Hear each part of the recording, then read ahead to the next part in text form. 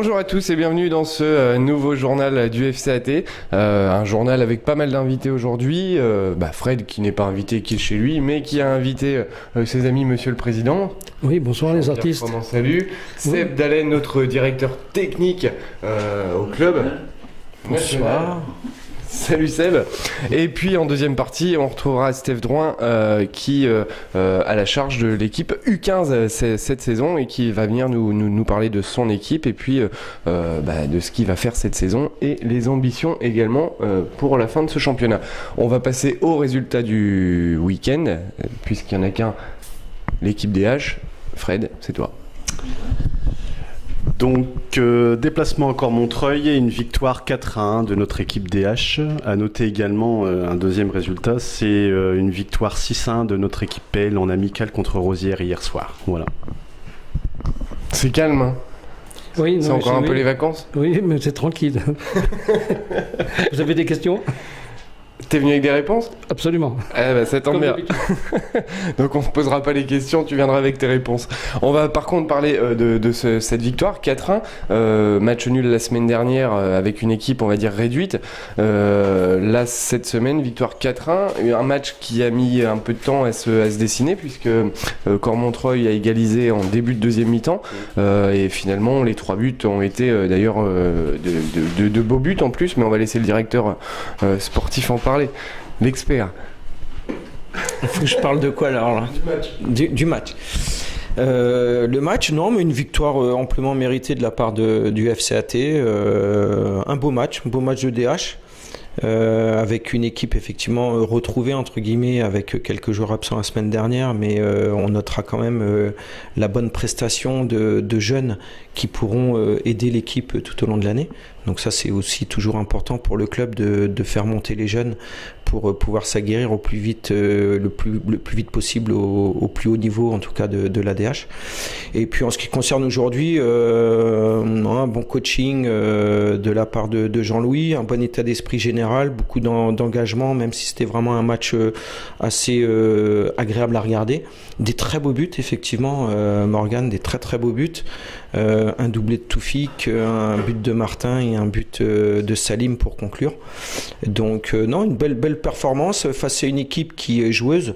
Donc forcément, avec nos armes offensives, on a su profiter des errements défensifs, on va dire, de l'équipe adverse et de faire la différence sur la dernière demi-heure. Donc ça c'est important puisqu'un match ça dure 90 minutes et pouvoir user l'adversaire et faire la différence en fin de match, c'est certainement ou peut-être un scénario qu'on retrouvera tout au long de l'année.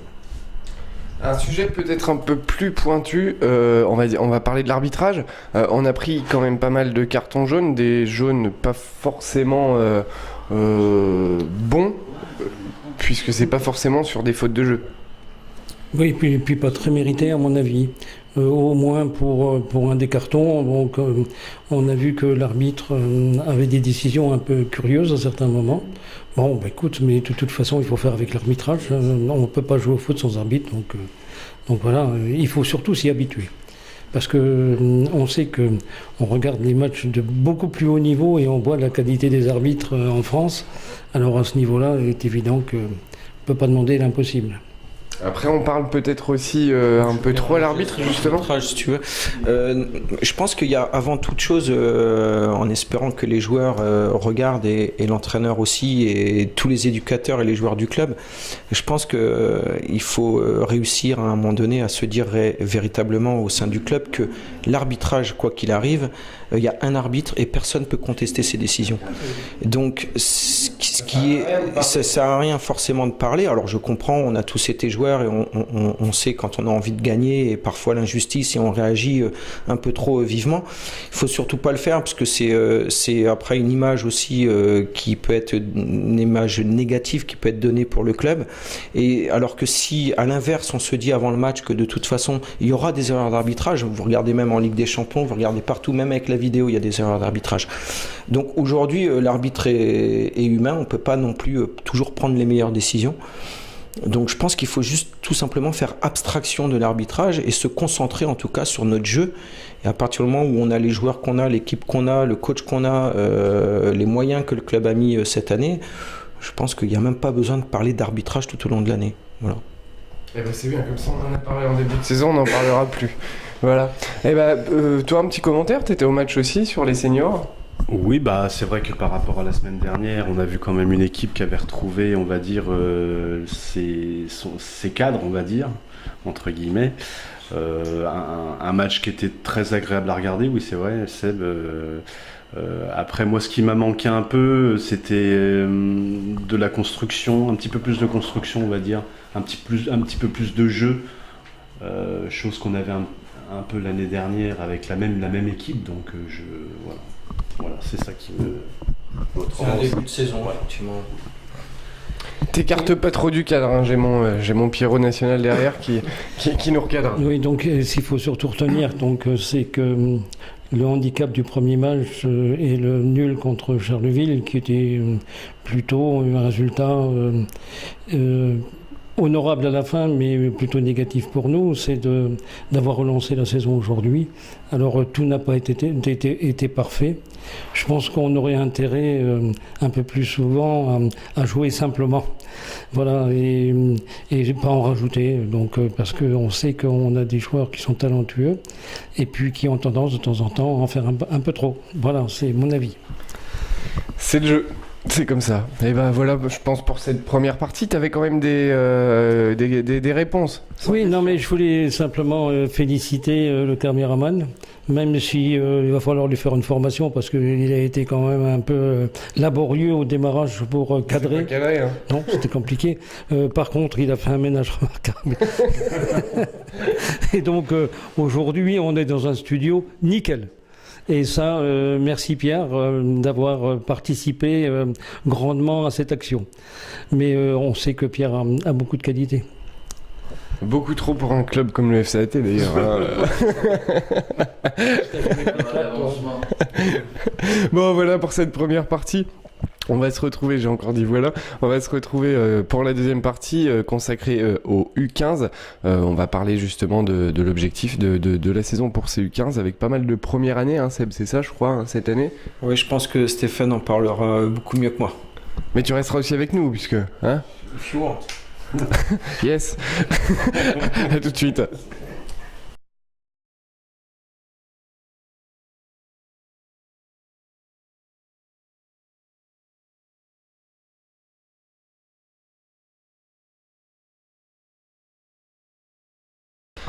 De retour pour cette deuxième partie du journal avec Steph Drouin, l'entraîneur et responsable de la catégorie U15. Salut Steph. Bonsoir. Bienvenue au journal, c'est Merci. la première. Hein. Ouais, la première. La deuxième, j'avais fait après la finale de la Coupe de l'Aube. Oui, mais t'es jamais venu au studio. Non, ici, studio, je découvre. Ouais. On y est bien, hein. Puis c'est propre. C'est très propre, c'est très agréable, on mange bien. Il fait un peu chaud. Ouais. Ah, il fait chaud, c'est les projecteurs. Du coup, on va consacrer cette deuxième partie justement au U15. Vous avez fait un match amical ce week-end contre les U17, hein, c'est ça ? C'est ça, on a joué ce matin contre une équipe un peu mélangée de U17 de première année et de deuxième année. Voilà, le plus important, c'était le contenu, le résultat était anecdotique. On est en période de préparation, donc voilà, on avait joué les féminines au milieu de semaine. Et pour l'instant, ça se passe bien. Les garçons sont à l'écoute. Certains découvrent le football à 11 pour les premières années, donc c'est quelque chose d'assez... C'est pas simple hein, pour les... C'est assez compliqué, c'est vrai, mais c'est ça qui est intéressant, c'est qu'il y a une grosse marge de progression. Après les deuxièmes années, moi je les connais, puisqu'avec Seb, on les avait l'année dernière en tant que première année. Donc c'est à eux aussi de montrer l'exemple, d'amener les premières années à progresser pour faire une saison intéressante. Donc justement, une saison intéressante, il y a certainement des objectifs, hein. Il y a le boss là qui est à côté qui impose les choses. J'ai vu qu'avant le journal, vous parliez beaucoup, t'expliquais ce qu'il y avait eu pendant le match ce matin. Quels sont les objectifs pour cette saison U15 ? Les objectifs, le plus important je pense, c'est que chaque joueur progresse tout au fil de la saison, qu'on devienne de plus en plus fort, de plus en plus dur à jouer. Qu'on arrive à reproduire ce qu'on fait à l'entraînement. Je crois que c'est le plus important pour un éducateur ou un entraîneur, arriver à voir ses joueurs à reproduire ce qu'on peut mettre en place la semaine, avec l'état d'esprit forcément qui est important, j'insiste beaucoup là-dessus. Après les objectifs, bien sûr on aimerait bien monter forcément, mais voilà, la poule va être costaud, je pense, comme elle l'était l'année dernière. Donc, je leur ai pas donné d'objectif précis pour l'instant en leur disant faut absolument monter. Moi, je préfère avoir des bons contenus. C'est sur la durée, la constante. C'est comme ça qu'on aura des résultats. La parole du boss. Oui, alors tout d'abord, moi je suis très... Que tu connais bien. Oui, non, je suis très fier que Steph reprenne le relais. Je lui avais proposé et il l'a accepté vraiment, et je pense que pour le club aussi c'est important. Le club s'enrichit de nouveaux éducateurs. Alors Steph, bien sûr, on va pas le présenter, on sait que c'est un ancien pro qui découvre ce nouveau job entre guillemets d'éducateur, et je pense que voilà, s'il arrive à transmettre son expérience, je le connais un petit peu, donc je pense que ça va bien se passer. Et ce qui est important, c'est pour nos jeunes, c'est de pouvoir toujours comme Steph l'a dit, de progresser. Voilà. En U15, les performances, bien sûr, les compétiteurs vont vouloir gagner tous les matchs, mais quand on est U15 première année, qu'on joue pour la première fois sur un terrain à 11, il est important déjà de découvrir les bases du foot à 11. Voilà. Et donc, l'avantage avec Steph, c'est que de par son expérience, la façon qu'il a aussi pour emmener les enfants avec lui, c'est de leur faire découvrir, de progresser. Puisque n'oublions pas que ces enfants-là, c'est peut-être les futurs joueurs de l'équipe première du club. Voilà. Donc ce qui est important, c'est qu'ils doivent passer des étapes. C'est une étape très importante de terrain à mi-terrain à terrain à 11. Donc voilà, donc moi je suis très très fier que Steph nous rejoigne officiellement au club pour s'occuper de cette catégorie, avec en plus en charge les 3 équipes. Donc son devoir aussi, c'est de pouvoir échanger énormément avec les autres éducateurs, donc avec Tony Henquin sur l'équipe 2 et puis sur Olivier Kraft sur l'équipe 3. Donc voilà, donc le but étant donné qu'on a à peu près 400-450 enfants en école de foot, on a gardé les 3 équipes, on a décidé de garder les 3 équipes aujourd'hui pour qu'un maximum d'enfants puissent continuer au sein du FCAT en se partageant les 3 équipes. Donc l'idée, c'est de faire progresser tout le monde. Donc moi je suis encore une nouvelle fois très très fier de savoir que Steph nous rejoint au club. Et justement par rapport à ça, il a parlé de ta carrière pro. C'est pas compliqué de sortir de pro et puis de s'occuper de gamins sur le terrain? C'est totalement différent. Je pense que même quand on est joueur même pas forcément professionnel et puis qu'on passe de l'autre côté de la barrière, c'est totalement différent. C'est une autre gestion. On n'est plus acteur sur le terrain proprement parlé. Donc on agit que par la parole, et les choix qu'on fait, c'est plus technique ou tactique. Après, le monde amateur, c'est vrai, est très différent du monde professionnel. On a pu le voir tous les deux l'année dernière quand on a pris les 15, mais c'est vachement intéressant et enrichissant. Je pense que justement c'est ça le plus important, c'est que il y a plein de choses à faire, il y a plein de choses qui doivent évoluer, et je pense que le club est parti pour évoluer et pour essayer de donner les moyens d'aller plus haut. Justement, tu parles du club, qu'est-ce qui t'attire justement au FCAT? Déjà, j'ai eu la proposition de Seb l'année dernière qui m'a proposé. Donc c'est parti, tout est parti de là en fait, et puis c'est vrai que c'est quelque chose qui m'attirait, on avait pu discuter tous les deux, voilà, de passer de l'autre côté de la barrière, d'entraîner des jeunes surtout, parce que je pense que c'est encore autre chose le monde des seniors, et puis pour une première expérience, je pense que c'est quand même plus simple d'avoir des enfants que des adultes. Donc voilà, après ça s'est fait naturellement, et l'année dernière ça s'est bien passé, j'ai bien apprécié. Donc voilà, quand j'ai eu cette proposition, j'ai accepté avec grand plaisir. Fred, t'as une question ? J'avais une question, mais tu l'as posée à ma place. C'est comme à chaque fois. J'ai l'impression que tu lis dans mes pensées. Des fois. Non, mais c'est déstabilisant quand même. C'est la tempête. On va peut-être lui parler de Chicken Wings.